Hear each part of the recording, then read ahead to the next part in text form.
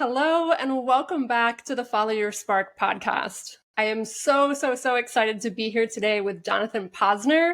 And this person is someone who I met probably 10, maybe years ago through Lululemon. And so many things stand out about him to me, from his obvious passion for mountain biking. And what stands out first and foremost above all is, John, your energy and this warmth and welcoming energy and just this friendliness and generosity that I always experienced in your presence. And to me, you were always just somebody I wanted to be around. So I'm just really grateful to have this conversation. So thank you so much for joining me.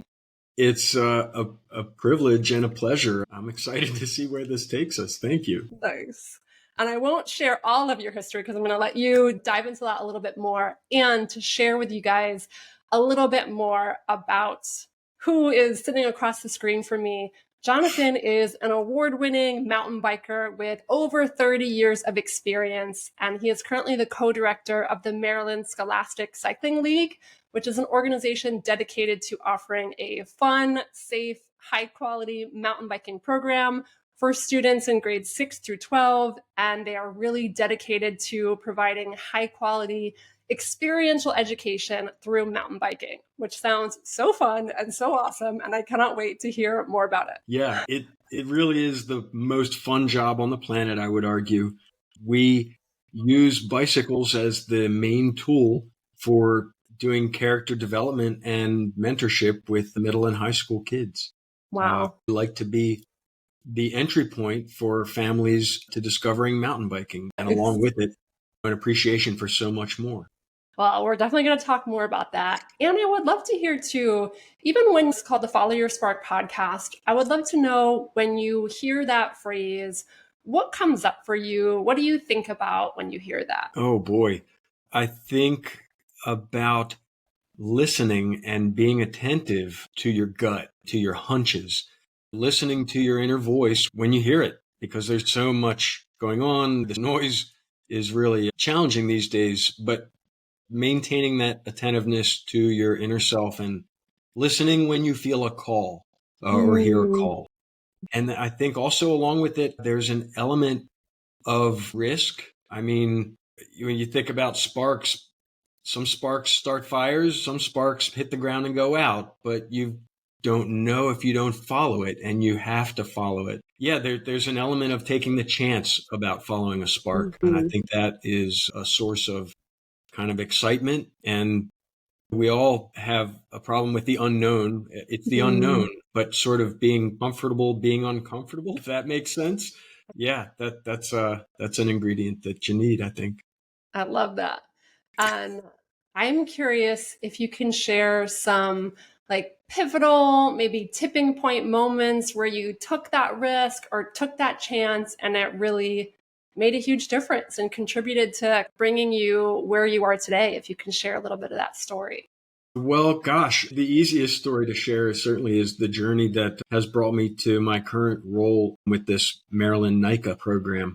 NICA is the national organization and co-founded and co-run the Maryland chapter, if you will, of this national program. The way that I got started with this is definitely a follow your spark moment. A dear friend of mine from the mountain bike racing days in the late 90s and early 2000s, Mike Kuhn, he discovered the well of NICA before I did, and he started the league in Pennsylvania. Mike knows me, perhaps maybe knew me better than I knew myself at that time, and he invited me to come up and be a spectator at the Pennsylvania League finals one year. When I arrived, I had the experience that I think most people do when they arrive at their first NICA event. It's just, it bowls you over. The scale, the energy levels, the positivity just radiating out from the event is phenomenal. And I was hooked immediately. But then Mike set the hook, so to speak, and he invited me to a training event for the Pennsylvania League the following spring. I went to that event up in, I think it was in Harrisburg, and I attended with my good friend Adam, and it's a 2-day event. We rode up together on Saturday, and on the car ride home that first day, I turned to Adam and said, hey, I'm going to give my year's notice at my job and we're going to launch this next year in Maryland. Adam looked at me and said, okay, John. But that was it. There was a spark right then that I had to follow. And it involved submitting my 12-month notice at my job where I'd been for a couple decades. Involved some conversations with my wife about knowing that I was starting something out of thin air. So there was no guarantee of any income. There was no guarantee of success. But, there was enough of a desire to certainly drive me in the direction I needed to go. Was there any moment of hesitation, or was it just like 100%, I know I'm doing this? I really can't recall a moment of hesitation. It was pretty all-consuming. It was pivotal, as you say. It felt like before that day, I ran a bike shop, and after that day, I was not doing that anymore. I had something else to do. Wow. And I'm curious too, for anyone listening to this and who wants to know how to recognize that, because I think that's amazing that it was like very clear and very just no hesitation, 100%. I know I want to do this.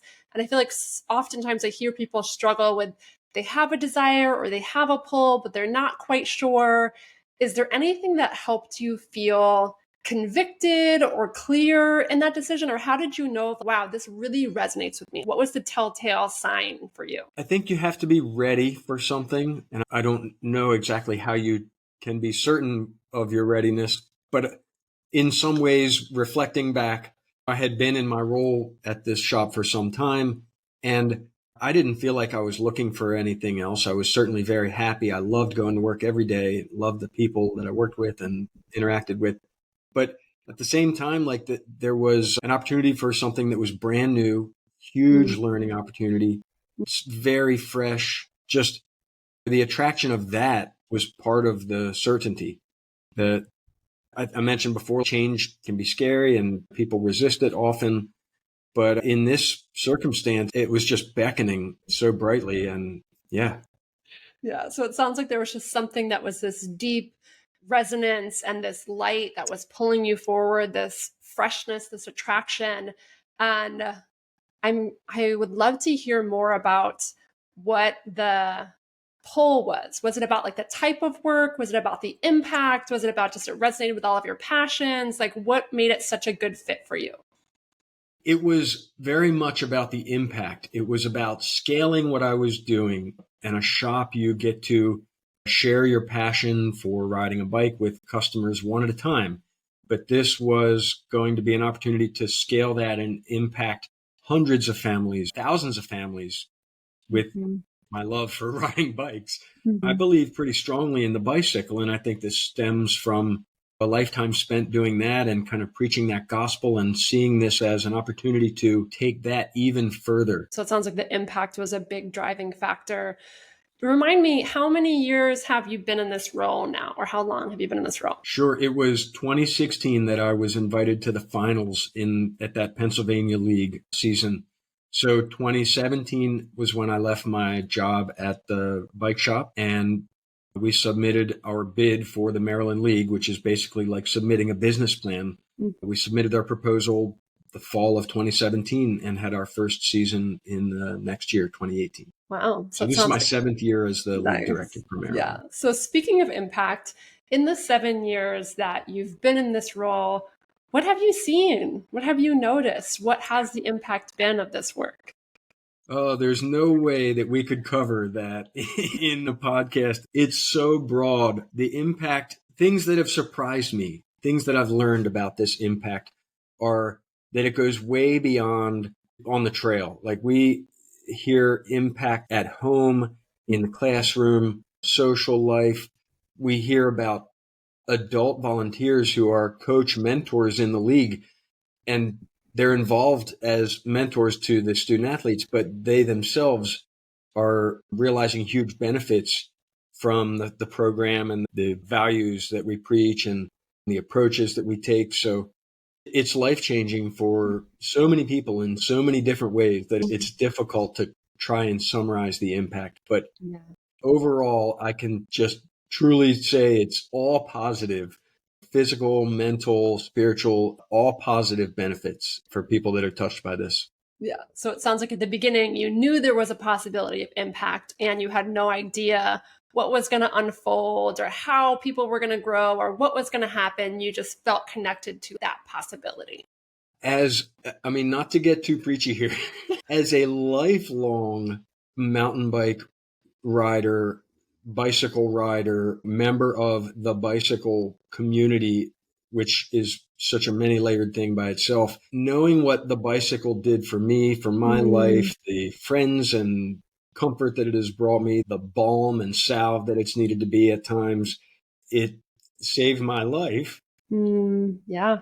I can honestly say, and I've heard countless people tell me the same thing, which is why it's so important to spread that gospel and share my passion. Well, thank you for that heartfelt sentiment and for really connecting to why this work matters to you. I think that is so powerful and so important. And that's another reason why you were one of the first people who, when I thought about who I wanted to interview on this season, hearing about the work that you're doing, what really resonated with me. Because I feel like there's so many things going on in the world, so many tragedies, so many terrible things, so many causes that sometimes it can be easy to get caught up in those and forget where we can make a difference in our own communities, in our own everyday lives. So I would love to hear if you have any insights, learnings for people who want to make a difference and just don't know where to start and kind of look at the world and feel really daunted by it. Oh my goodness. I think I would start by opening your mind and seeking out learning, seeking out information that can help move you in the direction you want to go. There's a TED talk that is pretty easy to track down. I think all you need to search for is Fake It Till You Make It TED Talk. That was an inspiration to me and helped me a great deal in this journey because I just worked at a bike shop for most of my life. I mean, I've developed some great people skills, but resumes on paper, there's some that are a lot longer than mine. When I wanted to launch this league, I met lots of other league directors from around the country, and man, it's an impressive assortment of humans, let me tell you. So I just thought of that fake it till you make it, look like what you want to be. And that will help you get to where you want to be, even if it's only incrementally at first. It gets you moving in the right direction. And after you fake it long enough, you are the thing and you're not faking it anymore. That's just reality. Yeah. So I heard a couple of things. And one of the first things that you initially said was connecting to what has brought you passion, connecting to what has changed your life and finding ways to share that. Like when you got emotional thinking about the difference that mountain biking has played in your life, when someone has that strong of a connection to something and knows, wow, this is what this did for me, and I have a desire to share that gift with other people. So I would invite people too listening, think about that for yourself. Is there a hobby? Is there a practice? Is there an experience that you've gotten the privileged gift of experiencing that you could in some way share with other people? So that's the first thing I heard. And the other thing, really letting go of thinking that you need to be something else that you are in order to share, and to trust that you are enough in whatever your experience is, whatever your education is, doesn't matter. And to remember that each of us has something to contribute. Yes. Yeah, very much so. There's something about the giving back piece, and I've been thinking about this a little bit, but it's hard to put a finger on what helps somebody arrive at a point where they desire what you get from giving back. It feels good to do good is a simple way to put it, but not everybody's open to that or understands the strength of that payoff of doing good. And I think it takes reaching a certain point, maturity wise, mentally wise, life satisfaction wise, just there's a point at which people realize a desire to give back. And it's hard to bring someone there necessarily. I think it's a place that people have to arrive at on their own. I don't know when I arrived there, but I guess this just came at the right time as an opportunity for massively scaling the ability to share. Something else that jumped into my mind as you were speaking was the thing I love. I'm sorry, let me reframe this. What I appreciate so much about what mountain biking has done for me, what I recognize and want others to gain for themselves through participation. And that takes my mind to a friend whose niece is an addiction counselor. She was an addict, and she became an addiction counselor once she was in recovery and brought herself out of that disease. And I think that you hear about that regularly, about recovered addicts who become counselors, or trauma survivors who in turn become trauma counselors. I think making it through stuff helps you understand the value in helping other people make it through stuff. Yeah, really hearing to not judge our challenges, as hard as that can be, especially in the moment when we are experiencing something really seemingly awful or hard or difficult, connecting to it in a way with curiosity of what can I learn from this? Even if it might have to be in hindsight, or as you're going through it, it can be hard, but to really remember that there's always something possible to learn. And oftentimes, our biggest challenges, our biggest obstacles, the things that feel like are most awful, end up being how we serve or what changes our life in some way. Yes. Was there a moment like that for you? Well, you're touching on just one of this little philosophical paradoxes, if you will, that I love to think about, which is what really forges character is hot fire, suffering, and great challenges, which we hate to see each other go through as humans, right? We try to rescue each other from terrible challenges and hardship, but the hardships frequently are what forge our character the most. So with the program I run, one of the great things that it does is it exposes kids to tough challenges, really hard things, but it's challenged by choice. So nobody's going to make you go over that log. You can ride right around that log. But if you want to, you could try to go over the log, and we'll help you to get over that log as hard as you want to try, whatever it takes, right? But I know, because I didn't have a program like this when I was a kid, I made lots of terrible choices when I was out mountain biking early. And sometimes I still make terrible choices, but I would never take any of those choices back, right? Some of those things, like got injured or broke something, or some of those had bad outcomes. But as you say, there's always a lesson to be learned. I wouldn't trade any of my bad outcomes for good ones, because I may have given up some of those critical lessons. Yeah. So it sounds like the power, well, recognizing that life is going to throw challenges at us unexpectedly at times, right? I feel like nobody can avoid that. And we can also intentionally choose challenging circumstances, challenging moments, because there's an opportunity to grow, because there's an opportunity to do something we're passionate about. And mountain biking for you sounds like it's been one of those things where I feel like every ride, I mean, I don't mountain bike, so I don't know, but I would imagine like every ride you encounter something new, you encounter potentially new obstacles or things to navigate. And there's always that opportunity to see how you handle it. How do you handle the challenges that come across your path? Yep, absolutely. It's one of the greatest things is that every ride is its own unique ride. And we talk about micro victories for kids when they're out on bikes, because your micro victory might be just getting up the hill without stopping. Somebody else's micro victory could be riding over two sticks that no one else even noticed, but to them they loomed large. And so kids have thousands of these moments. People have thousands of these moments when they're out mountain biking, and recognizing and appreciating all the things you do right. We don't pat ourselves on the back very much. So it's an opportunity to be like, man, you just rode for 40 minutes and spent the whole 40 minutes not crashing. Way to go. Like, that's a big deal. It's pretty good. Yeah, I love that so much. And especially, and I can just think of my own experience, if I'm learning something new, sometimes it can be challenging.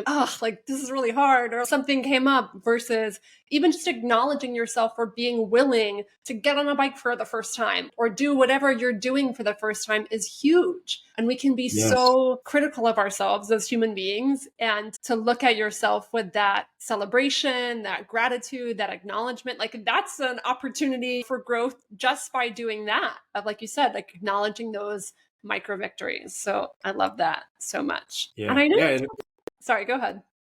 No, please. I was just going to say, I know you shared a little bit about the organization, but I would love if you could talk a little bit more about what you do, like who you partner with, who has access to what you guys share. Yep, absolutely. Well, I mean, we are part of this national organization, the National Interscholastic Cycling Association. and we are the Maryland Interscholastic Cycling League. It's a couple of mouthfuls, but we just use the acronyms NICA and MICL. Well, what we do is we take kids out in the woods with their bikes. We play games sometimes. We do drills plenty, and we basically ride around and have a great time. And in the process, we teach life lessons, and we take opportunities to talk about other parts of life that cycling touches. We use the Karate Kid movie analogy all the time, where you're painting the fence and waxing the floor, waxing the car, sanding the floor, but you're really learning to put it all together. So we've got all kinds of games and drills that we teach our coaches to use in practices. And a fun one we recently invented in Maryland it's called bottle flip. You ride up to a couple of sticks that are kind of on an X, like a seesaw, and you have to lift your front or back tire and then plant it down on the seesaw to launch the bottle up in the air. Oh my and God. Then you have a partner right behind you whose job it is to catch the water bottle. Are they on a bike? And you're both on bikes. Wow. So it's relatively simple, right? It's very low speed. There's not any elevated risk, as it were, but it's wicked fun. And as soon as the kids get the hang of how to launch the bottle, they all become fascinated with how to catch it. And while they're doing that, they are learning how to lift their wheel up and place it exactly where they want it. They're learning how to look around and pay attention to something other than what they're about to ride over. They're learning how to put a hand off their handlebars and good hand-eye coordination to try and catch this bottle falling out of the air. And they're learning teamwork and communication and spatial awareness and all this other stuff, but they're just playing this game. So there's all kinds of things like that.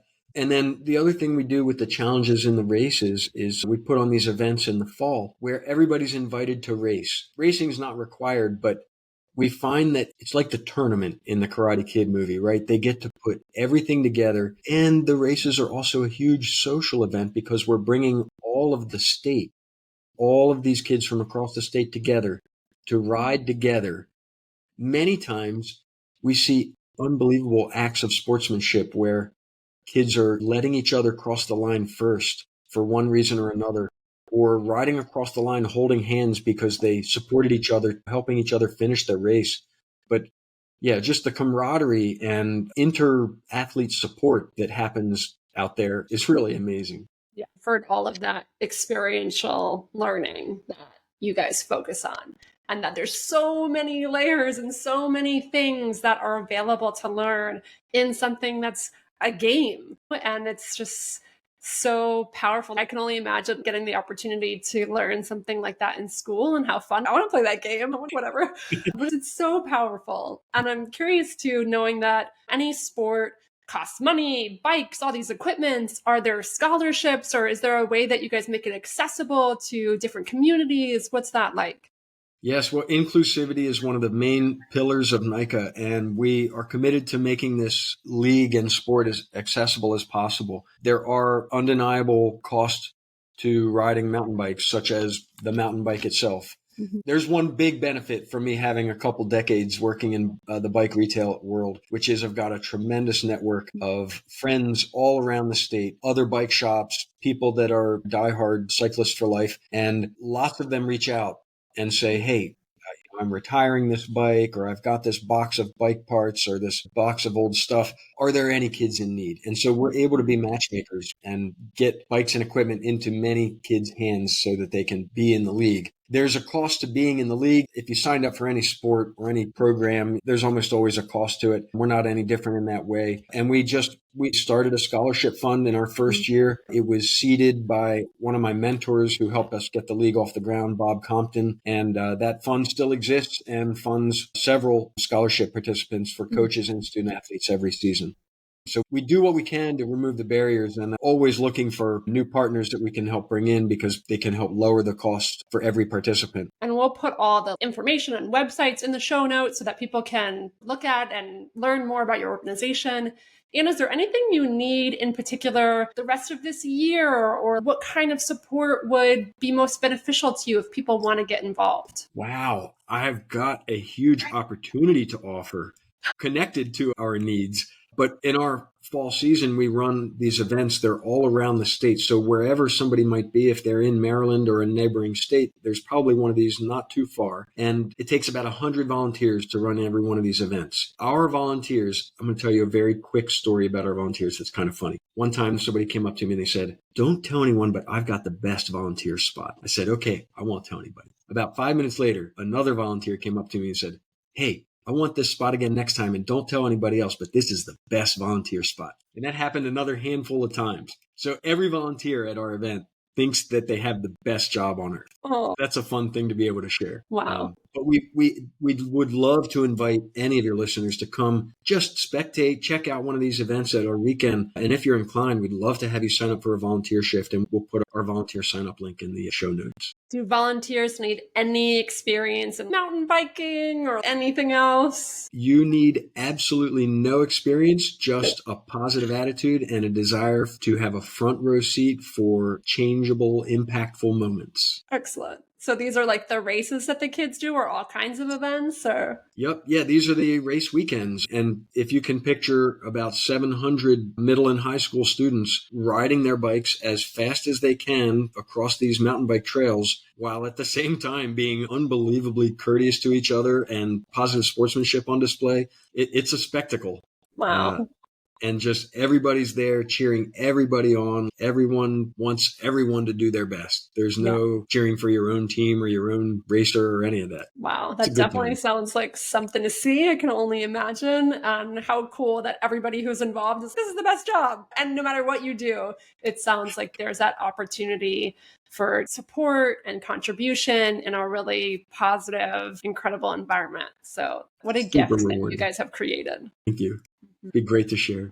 Yeah. And one thing to go back to something that you said earlier, and now that you've been in this for 7 years, you talked a lot about following your spark requires risk, it requires chance, it requires stepping out into the unknown. Is there anything throughout this journey that you feel like has helped you the most to lean into trust, to lean into faith, to just have the courage to step out into that unknown? I think just an eternal optimistic attitude that everything will be okay. Everything will shake out. Mistakes fade into the past. Yeah, if you lead your life by a couple of main principles to do good by yourself and others, then I think you afford yourself the opportunity to venture into the unknown with the certainty that the big things are taken care of and everything else will fall into place. Mm-hmm. Yeah.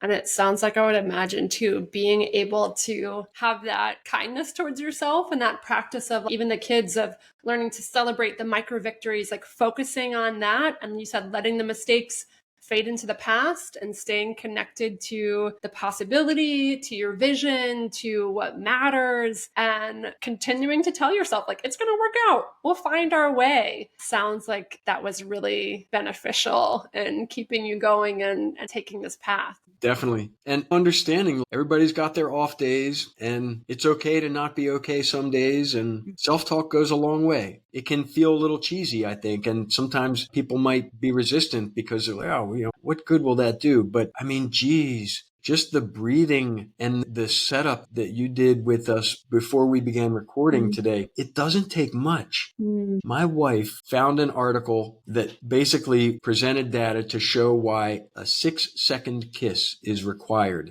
because only after 6 seconds will your brain begin to release endorphins and begin the chemical soup that brings you the positive feelings of getting that kiss. Otherwise, it's just a peck, right? And so we kiss for 6.5 seconds all the time now. And it's the best. I invite your readers, if they're got a partner and someone that will kiss them for 6.5 seconds. I was lucky enough to find that person, and it's great. Just try it. It's a tiny thing, but tiny little things add into big gains eventually. Yeah. And I would imagine the same likely goes for a hug or a snuggle with your dog or any of these really feel good practices. It doesn't have to be a kiss. And what I'm hearing in that is like a presence. Like you need to give yourself time to connect, time to register what you're doing, time to slow down. And what Jonathan was mentioning before we pressed record, we just took a couple of deep breaths. We did a little guided meditation. It took maybe a minute, maybe two. And remembering that moments like that throughout your day can be so powerful to feel centered, to feel grounded, to feel present.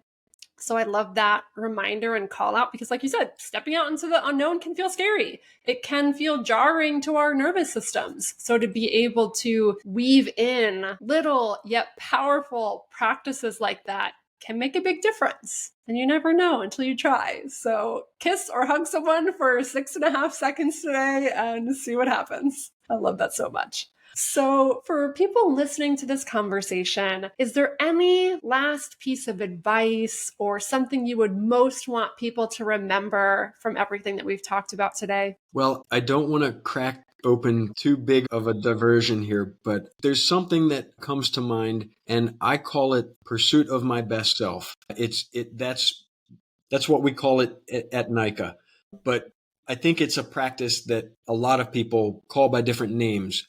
It's what you were just describing about taking the moment to appreciate, to reflect on your intentionality. And the thing I wanted to touch on with that is we need the skills to take those pauses, do those resets, keep ourselves invigorated. But if we don't intentionally rehearse those, like the breathing and the guided meditation, if I tried to do that with somebody, it would come out very differently than it came out from you because you practice that, you rehearse it, you develop expertise in it. I think I said it earlier. Go ahead and just try to look like what you want to be. When in pursuit of your best self, your best is what you're bringing that day. But your best self is what you envision you would be if everything was perfect. Well, we're never perfect. So pursue your best self. Be in pursuit of that ideal, that perfect you, but recognize that on any given day, you're bringing the best that you can bring that day. Maybe you didn't get a great night's sleep. Maybe you skipped breakfast. You're bringing your best that day.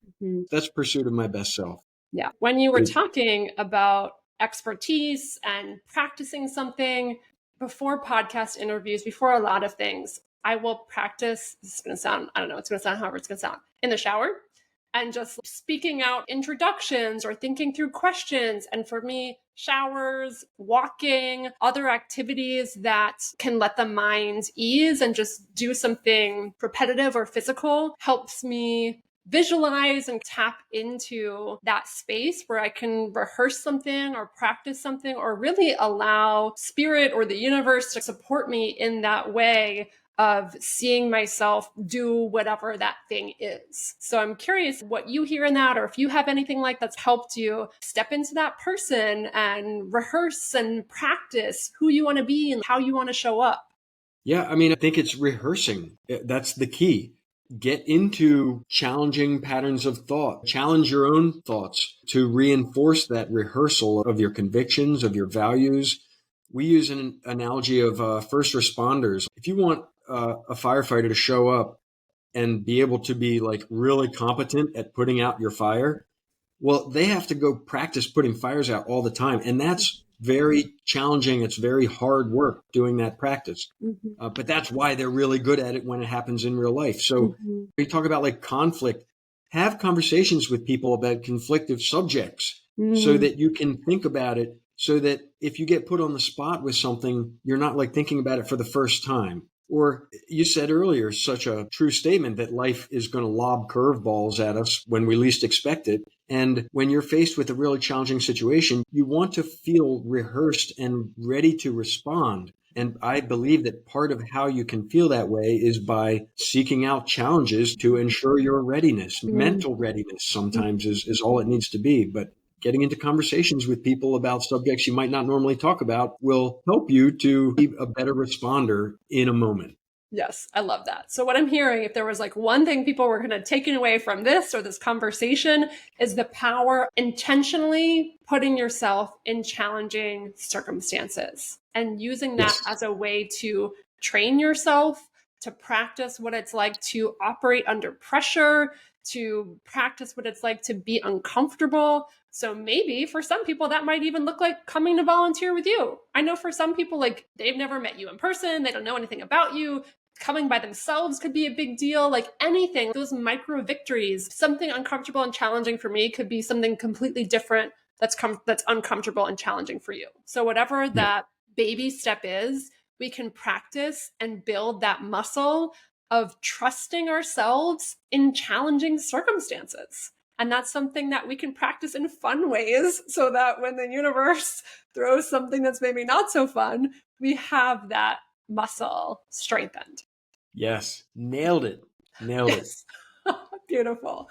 Well, as we're wrapping up here, is there anything else I didn't ask you that you want to share? Anything that's just like on your heart or coming through? I would bring us full circle back to gratitude. I love to share with people something I learned about thank you notes, which is that it has been demonstrated through multiple studies that people underestimate the impact that their thank you note will have on the recipient. So I urge any of you to write a short thank you note to somebody this week to express some gratitude about anything. And it could be on a napkin with a crayon. It doesn't matter. You will underestimate the impact that your note will have on the person who receives it. They will love it. They will appreciate you, and they will be grateful for your friendship. I invite anyone to try that. And now I want a crayon written letter even more than a pencil. So I love that call out and the power of gratitude, and to never underestimate both being grateful ourselves as well as remembering to express that gratitude with other people. Speaking of which, I am very grateful for having this conversation with you today and for you sharing your story. And I know that so much will come of this and people will be able to resonate with so many parts of this. So thank you again for everything that you shared. Gina, thank you. This was a real treat. And I almost want to ask if we could do it again sometime. Really enjoyed it. Thank you. Thank you. Thank you. Yeah, the conversations, there's always more to talk about, right? The last question I always love to ask, because for me, following your spark, it's also about just following sometimes random sparks of curiosity or interest that might make zero sense in the moment. There's just something in you that's, I really want to do that or want to try that or want to learn about that. Is there anything random, fun, curious that's been showing up in your life lately that you've given yourself space to follow? Last year for Father's Day, I thought that I might like to get a new chainsaw and learn to use it and volunteer in the state park where I live. And in the year since, my wife gave me a new chainsaw for that Father's Day, and I've gotten certified and learned how to do all kinds of stuff that I didn't know how to do before. And I would never have predicted that I would enjoy using a chainsaw as much as I do these days. It's so funny. My brain is like certified in chains. What does that even mean? But that sounds awesome. And I have to say, now that you said that one of the probably the main reason we're having this conversation, or the spark that led this to happen, is because I posted on Facebook a couple months ago that I needed a lawnmower. And Jonathan answered my post that was like, I have a lawnmower that I would be happy to contribute to you. And I was just like, what? Really? So I went to pick up the lawnmower. So thank you for the lawn tools that have brought this conversation to be. And just speaking of following your spark, I was going to go out and buy a lawnmower, but there was something in me that just said, post on Facebook. Just see if anybody has any recommendations. And I put out into the universe. I don't think I even consciously was like, it would be great to get a free lawnmower. But I don't know, just the universe answered that call. And it's just another reminder of, you never know what's going to happen. So if there's something in you, however random it might be, that's saying, go here, try this, post on Facebook, call that person, write someone a thank you note, just listen and see what happens. So thank you again so much for this conversation, and I cannot wait to share it. What a joy. Definitely a pleasure for me. Thank you as well. And I wish you and all of your listeners a wonderful, positive life.